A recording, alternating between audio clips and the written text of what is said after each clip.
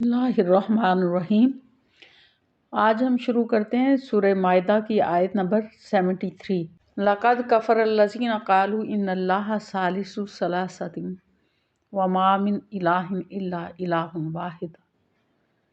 व इन लम यंतहु अम्मा यक़ूलूना ला यमस्सन्नल्लज़ीना कफ़रू मिनहुम अज़ाबुन अलीम। लक़द कफ़रल्लज़ीना क़ालू, यकीनन कुफ़र किया उन लोगों ने जिन्होंने कहा, इन्नल्लाह बेशक अल्लाह ताला सालिसु सलासतिन, तीन में से तीसरा है, एक है। व मा मिन इलाहिन इल्ला इलाहुन वाहिदुन, और हालांकि नहीं है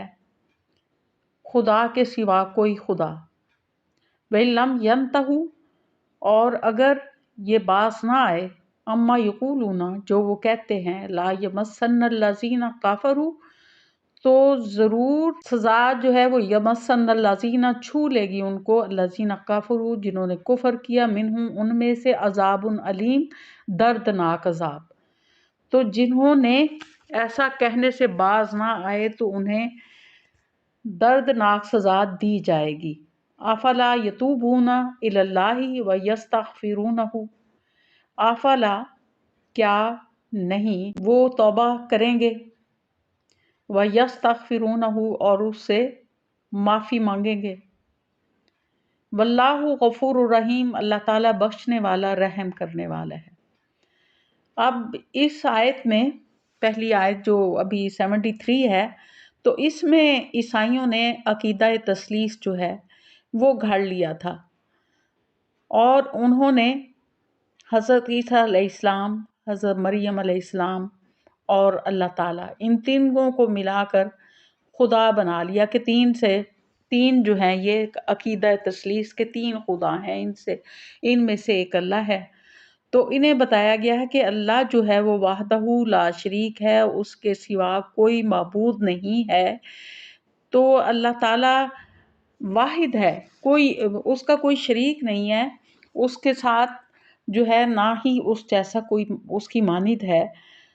तो ये बहुत बड़ा शिर्क है, ये लोग जिन्होंने ये अकीदा घड़ लिया,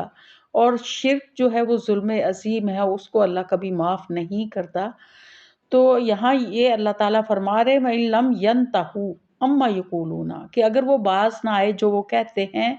तो ला यमस्सन्नल्लज़ीना काफ़रू, तो जिन्होंने कुफ़र किया तो उनको छू लेगा, मिनहुम उनमें से, अज़ाबुन अलीम, दर्दनाक अज़ाब, कि जो शिर्क करेगा तो उनको दर्दनाक अज़ाब जो है वो उसका सामना करना पड़ेगा। तो कहा गया है कि क्या अगली आयत में कि क्या ये लोग तौबा नहीं करते अल्लाह की तरफ और उससे माफ़ी तलब नहीं करेंगे, कि अगर वो ऐसा कर लेते हैं तो फिर तौबा कर लेते हैं और माफ़ी अल्लाह ताला से मांग लेते हैं, तो वल्लाहु गफ़ूरुर रहीम, तो अल्लाह बख्शने वाला, मेहरबान है। तो अल्लाह ताला जो है इतना रहीम और इतना बख्शने वाला, इतना दरगुजर करने वाला है कि अगर किसी ने गुनाह कबीरा भी कर लिया और उसके बाद वो तौबा इस्तग़फ़ार कर लेता है और अपने उस गुनाह से बाज आ जाता है, अल्लाह से माफ़ी मांग लेता है, तो अल्लाह ताला इतने बड़े गुनाह को भी बख्शने के लिए तैयार है, कि वो रहम करने वाला है और बख्शने वाला है। फिर उसके बाद हज़रत ईसा अलैहिस्सलाम जो हैं उनकी हकीकत बताई गई है कि वो क्या थे। मल मसीह इब्नु मरियम इल्ला रसूल, के हज़रत ईसा अलैहिस्सलाम मसीह इब्न मरियम जो है वो सिर्फ एक रसूल थे। कद खलत मिन कब्लिहि रसूल, और इससे पहले भी रसूल जो हैं वो गुजर चुके। व उम्मुहु, और उनकी वालदा, सदीका, एक रास्तबाज, सच्ची रास्तबाज औरत थी। काना, दोनों तस्निया का सीगा है, काना अलिफ साथ लगा हो, याकुलाने, खाते थे, याकुलाने ताआमा, और दोनों खाना खाते थे। तो अब यहाँ बताया गया है कि जो हज़रत ईसा अलैहिस्सलाम हैं, ईसा इब्न मरियम हैं, ये तो सिर्फ एक रसूल थे और उससे पहले भी रसूल गुजर चुके हैं, और उनकी वालदा जो थी, माँ थी, वो एक रास्तबाज औरत थी और वो दोनों खाना खाते थे। تو انظر کیفا نبین لہم الآیات، کہ دیکھو کس طرح سے ہم واضح کرتے ہیں ان کے لیے نشانیاں، ثم انظر، اور پھر دیکھو، انا یوفکون، کہ وہ کدھر الٹے پھرے جاتے ہیں، کہ کیسے وہ گھڑتے ہیں۔ تو نشانیاں کیا تھی کہ وہ انسان تھے، اس سے پہلے جو رسول بھیجے گئے وہ بھی انسان تھے، اور اسی طرح سے یہ بھی ایک رسول تھے اور یہ بھی انسان تھے، اور کہا گیا ان میں انسانوں والی خصوصیات تھی، جس طرح سے انسان جو ہیں ماں کے پیٹ سے پیدا ہوتے ہیں اور اسی طرح سے اس زمین میں چلتے پھرتے ہیں، کھانا کھاتے ہیں، بازاروں میں پھرتے ہیں، تو اسی طرح سے یہ دونوں جو حضرت عیسیٰ علیہ السلام وہ بھی کھانا کھاتے تھے، ان کی والدہ جو ہیں جن کو انہوں نے ان کو بھی خدا بنا لیا وہ بھی کھانا کھاتی تھی، تو اللہ تعالیٰ جو ہے وہ کھانا نہیں کھاتا، اللہ تعالیٰ کھانے کا محتاج نہیں ہے، تو انسان کھانا کھاتے ہیں، اللہ تعالیٰ نہیں کچھ بھی کھاتا، تو اللہ تعالیٰ جو ہے اپنی مخلوق کو کھلاتا ہے، کھاتا نہیں ہے، اس کو کھانے کی ضرورت ہی نہیں ہے، حاجت ہی نہیں ہے، تو بتایا گیا کہ یہ دونوں کھانا کھاتے تھے۔ تو پھر دیکھو کہ ان لوگوں نے، کہ ان کے سامنے جو ہے وہ واضح نشانیاں جو ہے وہ بیان کر دی گئی ہیں، پھر بھی یہ کدھر جو ہے وہ پھر رہے ہیں، یعنی کیسے پھر بھی گھڑ رہے ہیں یہ چیز، کہ انہیں نظر آ رہا ہے کہ ان جیسے انسان ہیں، انہی میں سے ان کے سامنے جو ہیں وہ پیدا ہوئے ہیں اپنی ماں کے پیٹ سے، اور انہی کی طرح سے پلے بڑھے ہیں، اسی طرح سے دکھ اور تکلیف کو برداشت کرتے ہیں، انہی کی طرح کھانا کھاتے ہیں، تو انسان ہیں، تو انہوں نے کیسے خدا بنا لیا، خود ہی سے گھڑ رہے ہیں یہ باتیں۔ قل آتعبدون من دون اللہ ما لا یملک لکم ضرع ولا نفع، ان سے کہو کیا تم، قل آتعبدون، کہہ دیجیے آتعبدون، کیا تم عبادت کرتے ہو، من دون اللہ، اللہ کے سوا، ما لا یملکو، جو کہ نہیں اختیار رکھتے، لکم تمہارے لیے، ضرم نقصان کا، ولا ضرم ولا نفع، اور نہ ہی فائدے کا، کہ ان سے کہو کہ تم اللہ کو چھوڑ کر اس کی پرستش کرتے ہو جو نہ تمہارے لیے کوئی نفع کا اختیار رکھتے ہیں نہ نقصان کا، واللہ هو السمیع العلیم، اور اللہ تعالیٰ سننے والا اور جاننے والا ہے۔ تو اب ان لوگوں سے کہا جا رہا ہے کہ آپ، یہ ہے کہ تم لوگ جو ہے کیا ہو گیا ہے تمہیں، کہ تم لوگ اس کی عبادت کرتے ہو جو کہ تمہارے لیے کسی نفع کا اور نقصان کا اختیار نہیں رکھتا، اللہ تعالیٰ جو ہے وہ سننے والا بھی ہے اور جاننے والا بھی ہے۔ تو جو انسان کو نفع اور نقصان جو ہے اس پہ کسی جس کا اختیار نہیں ہے، وہ خدا کیسے ہو سکتا ہے؟ خدا تو وہی ہوتا ہے جس کا پوری کائنات کے اوپر اختیار ہوتا ہے، جس کا نفع اور نقصان کے اوپر بھی اختیار ہوتا ہے،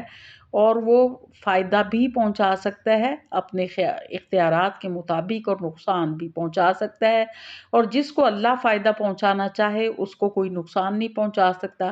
اور جس کو اللہ نقصان پہنچانا چاہے اسے کوئی اس کے سوا جو ہے وہ فائدہ نہیں پہنچا سکتا۔ تو پھر وہ جن کی پوجا کر رہے ہو اللہ کے سوا، تو نہ وہ نفع کے مالک ہیں نہ نقصان کے مالک ہیں، ان کو کیسے خدا بنا لیا ہے؟ واللہ، اور اللہ تعالیٰ جو ہے وہ تو سننے والا اور جاننے والا ہے۔ کل کہہ دیجئے، اگلی آیت میں، کل کہہ دیجئے، یا اہل الکتاب، اے اہل کتاب، لا تغلو، نہ تم غلو کرو، فی دینکم، اپنے دین میں، غیر الحق کے، بغیر حق کے، ولا تتبعوا اہواء قوم قد ضلوا، اور نہ ہی تم پیروی کرو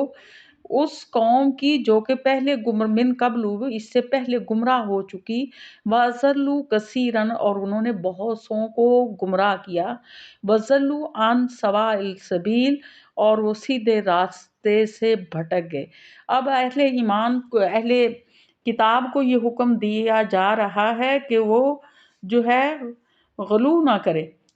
کہ حد سے تجاوز نہ کریں، اور ان لوگوں کے تخیلات کی پیروی نہ کریں جو اس سے پہلے خود گمراہ ہوئے، اور انہوں نے بہت سے لوگوں کو بھی گمراہ کر دیا، اور وہ سیدھے راستے سے بھٹکے ہوئے تھے۔ تو جو سیدھے راستے سے بھٹکے ہوئے تھے، تو ان لوگوں کی پیروی